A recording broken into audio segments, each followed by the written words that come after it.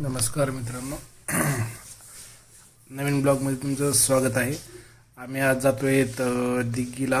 आमच्या ऑफिसमध्ये अमोल सर म्हणून आहेत, आमचे खास मित्र. त्यांचा झालेला आहे रोड ॲक्सिडेंट. आम्ही त्यांना पाहण्यासाठी मी,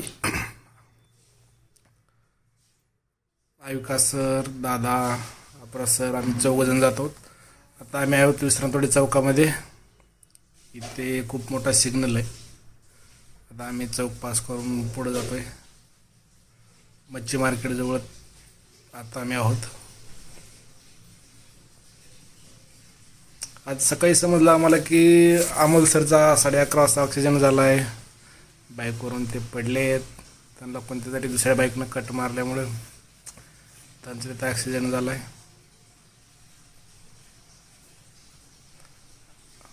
बघू आता किती त्यांना किती लागलं आहे वगैरे. आता आम्ही इथे कळसच्या इथं आलेलो आहोत. इथं सुंदर असा छत्रपती संभाजी महाराजांचा मूर्ती आहे. इथे एक चौक आहे. हा पहा, लेफ्ट साईडला खूप मोठा असा चौक आहे. मूर्ती वगैरे उभा केलेली आहे. इथे आम्ही आता इथून पुढे जातो.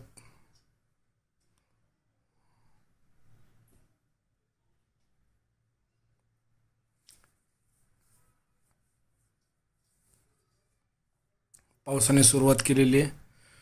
पुण्यामध्ये यावेळेस खूप असा पाऊस होण्याचा अंदाज आहे आता, कारण की मे महिन्यामध्येच एवढा पाऊस सुरू झाला आहे पुण्यामध्ये.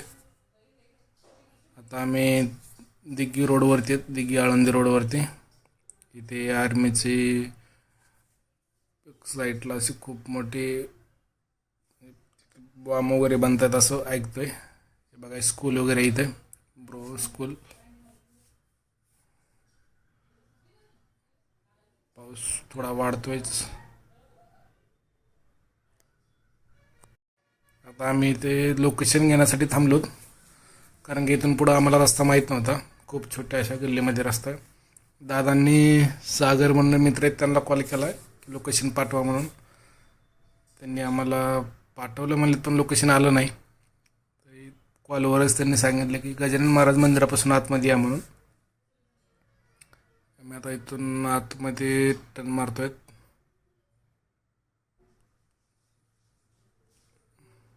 खूप छोटी गल्ली आहे.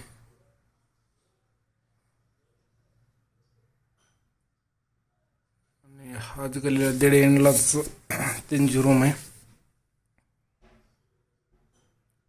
2 गाड्या एक सोबत आल्या तर पास होणं मुश्किल आहे. आता इथे एक गाडी थांबली म्हणून त्याच्यामागं आता आम्ही बिल्डिंगच्या वरती आलो आहेत. 4थ्या फ्लोअरला बिल्डिंग आहे. चालून सगळे दमले आहेत. हे सागर सर आहेत, हे विकास सर चालत आहेत माझ्या पुढे. खूप 4थ्या फ्लोअर चालून चालून सगळे दमून गेलेत. हे आम्ही शेवटी पोहोचलोत वरती. हे आमची खाली इथं गाडी लावली आम्ही आणि यांच्या रूममध्ये आलो. बघू आता किती लागलंय, काय पेशंट काय म्हणतायत.